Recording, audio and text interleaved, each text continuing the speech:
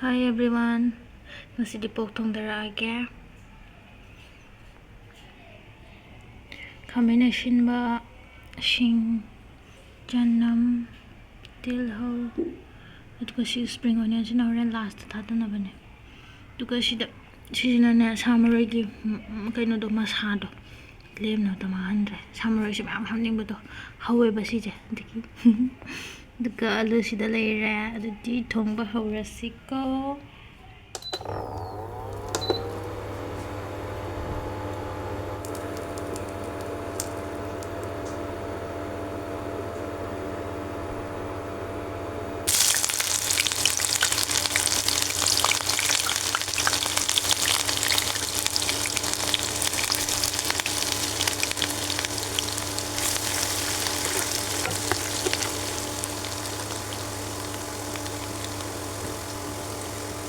Lagi sampai masarap talaga siya. Hindi ko na ba? Ano to?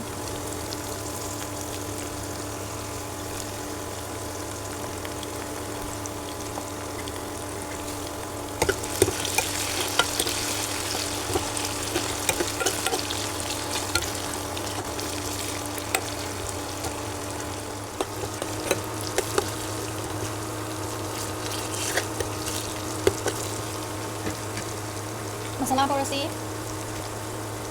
Baru masala.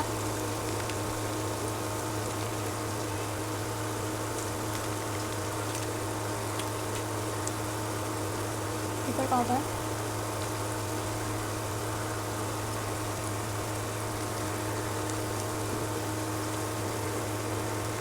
Chili powder. Masuk ke dalam es. Dalam onions. Duga ka turmeric yengang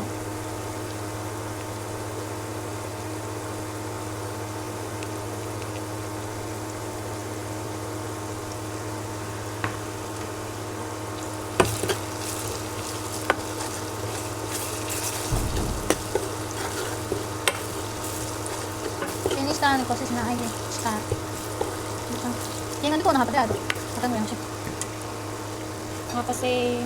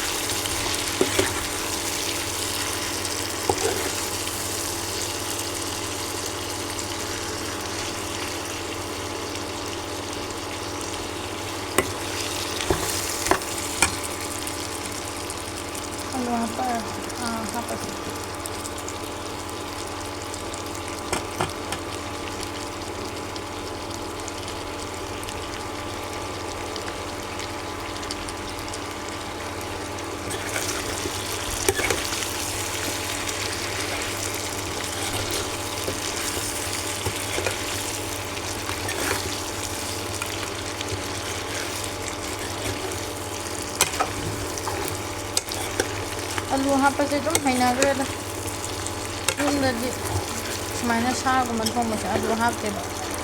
Tapos sila yung lalo dali lot kung ano nila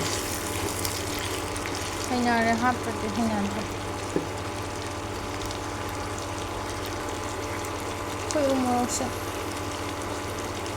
nangangoy wow, katabawali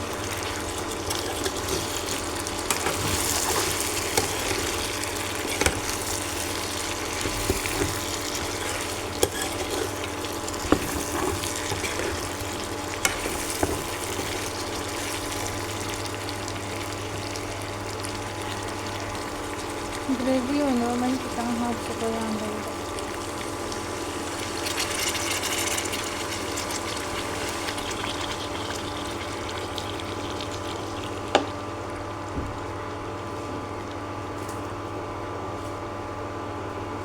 This is so good. manasing horen songna thaknabagi khara thammo chili powder kharaga mu thakchalasi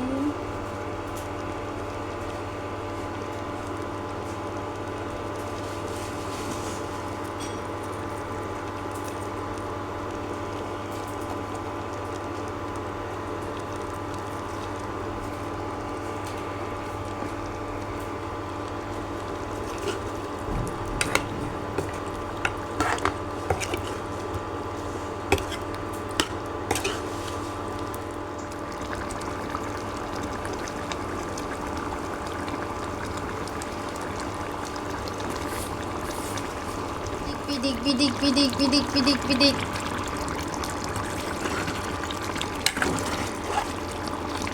Namasan yung gabi.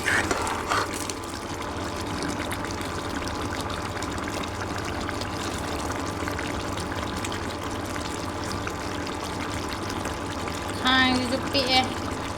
Ni khatang ni na laizaban. Sa bana hinang dito na. Phone na sandir bra. Khang na pi bra kinang dito ra.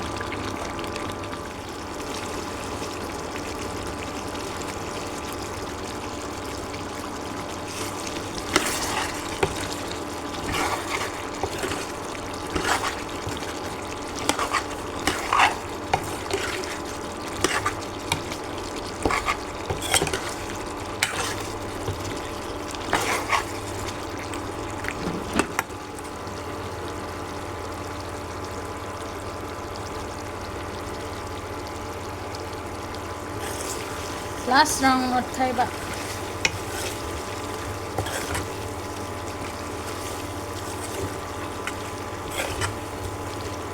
This macam tang to sake.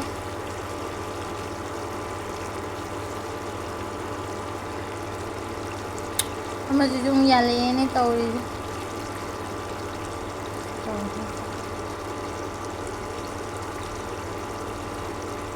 Mashallah.